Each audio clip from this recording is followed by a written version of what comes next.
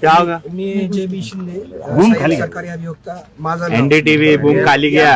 या प्रकरणाचं गांभीर्य आणि हे पाहता महाराष्ट्र शासनाने माझी सहाय्यक सरकारी अभियोक्ता म्हणून या प्रकरणात नेमणूक केलेली आहे आणि आज वाल्मिक कराड हे जे आरोपी आहेत त्यांना न्यायालयासमोर हजर केले असता आज न्यायालयाने त्यांना 15 दिवसाची पोलीस कोठडी दिलेली आहे। ते जी काही आमचे मुद्दे होते किंवा याच्यात 2 कोटीची जी खंडणी मागितली होती आरोपीने फिर्यादीला त्या संदर्भात चौकशी करण्यासाठी आणि त्याच्यानंतर जे काय स्वर्गीय संतोष देशमुख यांचा खून झाला त्या संदर्भाने काही तपास करायचा आहे किंवा अॅट्रॉसिटीचे जे काही गुन्हा आहेत त्या संदर्भाने आणि इतर अशा किंवा त्या आरोपीचं व्हाईस सॅम्पलिंग घेण्यासाठी या कारणासाठी माननीय न्यायालयाने 15 दिवसाचा कोठडी दिलेली आहे।